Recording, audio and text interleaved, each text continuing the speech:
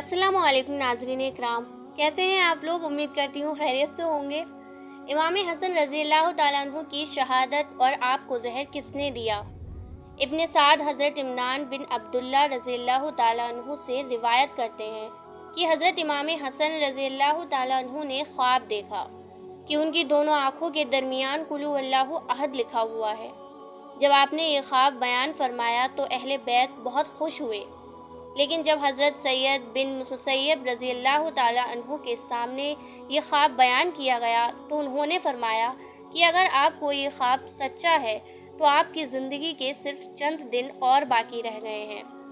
ये ताबीर सही वाक़ हुई कि ऐसा ख्वाब देखने के बाद आप सिर्फ चंद रोज़ बक़ैद हयात रहे, फिर जहर देकर शहीद कर दिए गए। ज़हर खुरानी की तफसील यूँ बयान की जाती है कि पहले आपको शहद में मिलाकर जहर दिया गया, जिससे आपके शिकम मुबारक में दर्द पैदा हुआ। रात भर आप माहिए बेआब यानी बिना पानी की मछली की तरह तड़पते रहे। सुबह अपने जद्दे अमजद प्यारे मुस्तफ़ा सल्लल्लाहु ताला अलैहि वसल्लम के रोज़े मुनव्वर पर हाजिर हुए। दुआ फरमाई तो खुदाए अज़्ज़ा वजल ने आपको शिफाए कुल्ली अता फरमाई। दूसरी बार आपको ज़हर आलूद खजूरें खिलाई गईं। 6-7 खजूरें खाते ही आपको सख्त घबराहट पैदा हुई। आपके भाई हज़रत सैयदना इमाम हुसैन रज़ियल्लाहु ताला अन्हु के मकान पर तशरीफ़ लाए और रात भर बेकरार रहे।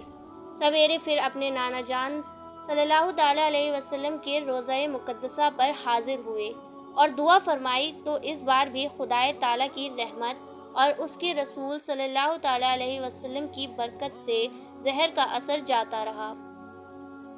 बयान किया जाता है कि इस तरह आपको 5 बार ज़हर हलाहल दिया गया, मगर हर बार उसका असर जाइल होता रहा।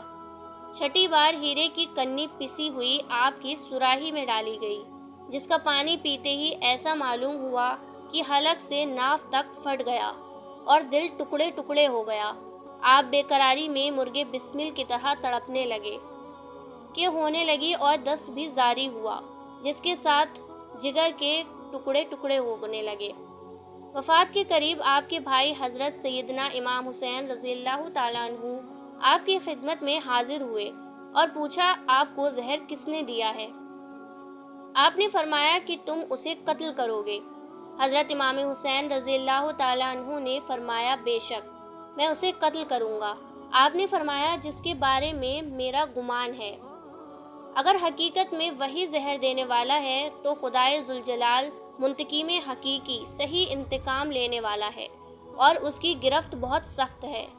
और जिसके बारे में मेरा गुमान है, अगर वो जहर देने वाला नहीं है तो मैं नहीं चाहता कि मेरी वजह से कोई बेगुनाह किया जाए।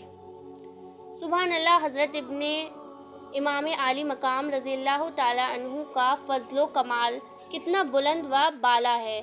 आप सख्त तकलीफ़ में मुब्तला हैं, इस्लाह कब्दी लाहिक हैं, आंतों के टुकड़े कट कट कर निकल रहे हैं और नाज की हालात है, मगर उस वक्त भी इंसाफ का बादशाह अपने इंसाफ व अदालत का ना मिटने वाला नक्शा सफ़े तारीख पर सबूत फरमाता है और उसकी एहतियात इजाज़त नहीं देती कि जिसके बारे में गुमान है उसका नाम लेना गवारा किया जाए। वफ़ात के करीब हज़रत इमाम हुसैन रज़ियल्लाहु ताला अन्हु ने देखा कि हज़रत इमाम हसन को बेकरारी और घबराहट ज़्यादा है, तो आपने उनकी तसल्ली के लिए अर्ज़ किया कि ए बिरादर मोहतरम, ये घबराहट और बेकरारी कैसी है। आप तो अपने नाना सल्लल्लाहु ताला अलैहि वसल्लम और अपने बाबा हज़रत अली रज़ियल्लाहु ताला अन्हु के पास जा रहे हैं।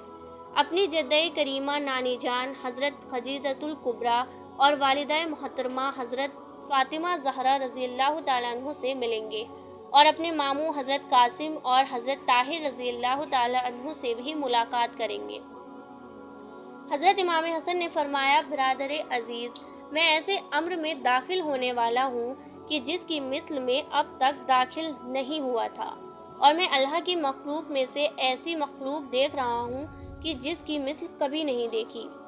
45 साल 6 माह और चंद रोज़ की उम्र में मकाम मदीना तैयबा 5 रबीउल अव्वल 49 हिजरी में आपने वफ़ात पाई और जन्नतुल बाक़ियों में हज़रत फ़ातिमा ज़हरा रज़ियल्लाहु ताला अन्हा के پہلو میں مدفون ہوئے۔